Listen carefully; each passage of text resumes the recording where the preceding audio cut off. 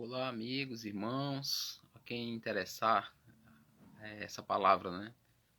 Mais uma vez, irmão, estou separando aqui um tempo do meu tempo, né? Do meu tempo de trabalho, do meu tempo de descanso, do meu tempo do meu dia, para falar um pouco sobre a palavra de Deus. Como eu sempre digo, né? A quem interessar, com certeza alguém se interessa pela palavra de Deus, né? E como existem muitas palavras na Bíblia que perderam seu sentido original, né? Ou seu significado bíblico, né? Eu queria falar hoje sobre a fé. A palavra fé, né? O seu significado, o que ela representa, né? A, Como eu falei, muitas palavras perderam o sentido, né? Por exemplo, a palavra igreja, a palavra evangelho, né? Talvez você vá até rir dessa, mas, por exemplo, a palavra conhecer na Bíblia, dependendo do contexto, ela significa sexo. Então você por isso você tira, né? E é muito fácil para quem não conhece a Bíblia, né? Quem não conhece a palavra de Deus, ou quem é inimigo, né, da Bíblia, agir dessa forma, né? A pessoa vai procurando as palavras, como eu, alguns vídeos atrás eu falei sobre submissão, né? E a maneira como as pessoas tratam a palavra, né? Ou escravo, que também pode ser servo, né? Tudo isso gera muita polêmica, né? Mas vamos nos ater à palavra fé, né? Irmãos, a Bíblia vai trazer a palavra fé várias vezes no seu contexto, né? Dentro dela. Mas qual é o seu real significado, né? Você vai ver passagens como muito interessantes, como, se não me engano, em Hebreus, que fala: a fé é o firme fundamento das coisas que não se veem, mas que se esperam, né? Tem outro no livro de Romanos que diz assim: aquele que tem fé, ou tu tem fé, tenha em ti mesmo, diante de Deus. Porque é bem-aventurado o homem que não desaprova aquilo que tem certeza. Então, eu estou parafraseando, né? Porque, na verdade, irmãos, é assim. O que nós vemos na maioria das pessoas? Se você vai ver pessoas de outras religiões é, subtraindo a palavra fé para eles, né? E falar, eu tenho fé em mim mesmo, né? Eu tenho fé em Deus, né? Eu tenho fé no time que eu torço, né? Eu tenho fé no meu time, tenho fé no meu presidente, no meu país, tenho fé, e aí vai, tudo é fé. Eu tenho fé que se eu plantar eu vou colher, né? Pronto, desse sentido, tudo bem, você não tem problema algum você usar a palavra nesse sentido, mas ela não é o seu real significado. Na Bíblia você vai encontrar dois significados bem assim firmes, né, coerentes para a fé, bem distintos, mas mais coerentes, né? Primeiro, a fé que na obra de Deus, a fé que Deus é o nosso Pai, né? O Pai de Jesus Cristo, o próprio Deus, que enviou seu Filho a esse mundo para morrer por pecadores, né? E dessa forma, quem crê nisso, de todo o coração, né? E não está fingindo, ele tem fé, né? Ele crê, né? A fé seria o substantivo e o crer seria o verbo, né? Então, quem tem fé, a ação é crer, né?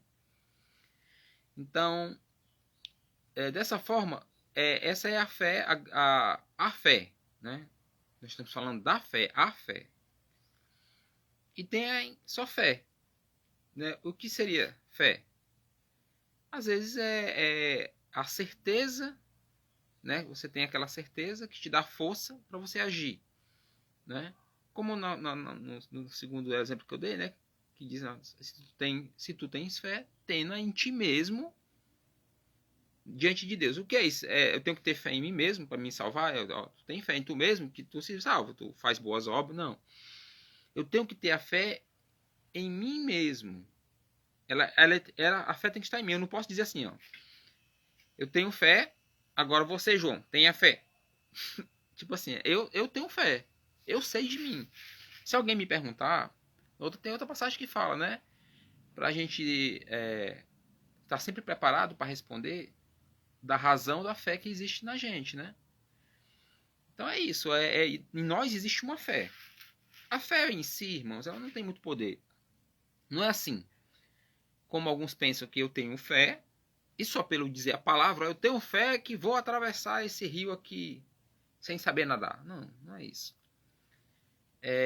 A fé, ela é algo que está dentro de nós, certo? Mas ela não tem força para fazer as coisas. O que ela vai é descrever. Por exemplo, um homem que tem fé, né, é aquele que crê no Senhor. E tudo que ele pedir vai acontecer. Não é mágica. O que vai acontecer na vida de quem crê, na vida do cristão, é que se ele crê, primeiro ele vai ter um relacionamento com Deus. E dentro desse relacionamento, as coisas que forem convenientes a ele, Deus, o Todo-Poderoso, para alguns, para nós, o Pai, né? Para Deus, o que for conveniente, o que for interessante, o que for bom para ele, bom para nós, ele provavelmente vai fazer.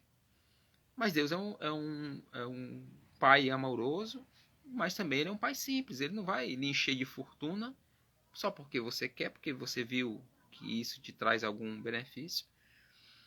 Mas uma coisa também, ele não vai lhe deixar passar por tribulações desnecessariamente ou dificuldades. Sempre há um propósito. Então a gente nem pergunta a Deus por que é isso. Ele diz, Deus, por que aconteceu isso comigo? Você pergunta para quê? Senhor, para que aconteceu isso comigo? Para você saber para que aquilo está acontecendo, para você ficar ciente, né? Se for da vontade de Deus, ele vai te revelar. Mas entenda que você nunca vai passar por uma coisa que Deus não aprovou que aquilo passasse por você. Como aquela passagem, né, que em Jó, onde o próprio Satanás, antes de tomar qualquer atitude contra Jó, ele pediu permissão a Deus. E não é diferente com a gente. Agora, alguns podem dizer assim, como é que pode? Então, meu filho morreu, foi Deus permitiu e era necessário que eu passasse por isso? Sim, era necessário. É simples assim, irmãos. Eu não vou fazer aqui enrolação, tentar dizer, não, olha, Deus é Deus. E se ele quiser matar todo mundo agora, ele continua sendo Deus. Então, eu não vou ficar com muita enrolação para falar de quem perdeu filho, de quem perdeu um parente, de quem tem um filho passando por uma dificuldade, ou a pessoa está passando. Porque senão perde todo o sentido você vir falar da palavra de Deus, porque ela é a autoridade que nos guia. Eu, irmão, com muita dificuldade, tenho aprendido a fazer as coisas não porque sou honesto, porque o que alguns pensam é isso, não, eu não roubo porque eu sou honesto, eu não minto porque eu tenho ética, eu sou uma boa pessoa. Não é isso. O cristão, ele faz as coisas por causa de Deus. Porque tem muita coisa que a gente faz que não concorda. Mas se está na Bíblia, a palavra de Deus mandou, a gente faz. E é assim mesmo. Doa quem doer. Porque alguns vão dizer assim, não, mas... Por exemplo, tem gente que não concorda com o governo. Vou te dar um exemplo. E não quer fazer algumas coisas. Mas você vê que lá no fundo, o cara não concorda com o governo e passa no sinal vermelho. Ah, esse cara cobra multa muito alta, eu vou passar mesmo e não paga a multa. Não, isso está errado, irmão. Se tem a lei e é para poupar vidas, né, para evitar acidentes, você tem que, não importa o presidente. Agora é claro que se o presidente diz assim, ó, vamos mandar matar as crianças, né, como no tempo de Herodes, né? Claro que você não vai fazer. Mas a Bíblia também diz assim, ó, se você não tem que temer a autoridade. Agora, se você não quer temer a autoridade, você faça as coisas certas, porque ela é ministra de Deus. Não é à toa que ela usa a espada, porque é ministra de Deus. A Bíblia fala isso. Ou seja, se for necessário, eles usam, a autoridade vai usar a espada, no caso, a arma, né? Para lhe prender, para lhe... Então a gente tem que respeitar, sim. E a fé, irmãos, não é fé. Eu tenho fé que vou ganhar na loteria, não é isso. A fé é você crer que Deus enviou o seu Filho ao mundo para salvar, morrer por pecadores. No caso, nós somos pecadores. Ninguém deixou de ser. Continuamos sendo, mas fomos salvos e agora já estamos salvos e também é outra coisa que não muda. Diante de Deus, nós estamos salvos. Pronto. E isso é para nossa paz e tranquilidade, para que vivemos nesse mundo aqui, apesar de toda a tribulação, tranquilos e em paz. Felizes, porque sabemos para onde vamos. Agora, vamos viver pecando? Não. Vamos lutar contra isso a vida toda. Não vamos vencer sempre, mas muitas vezes vamos conseguir resistir, porque agora temos uma força, como essa, a fé, que nos guia, que nos dá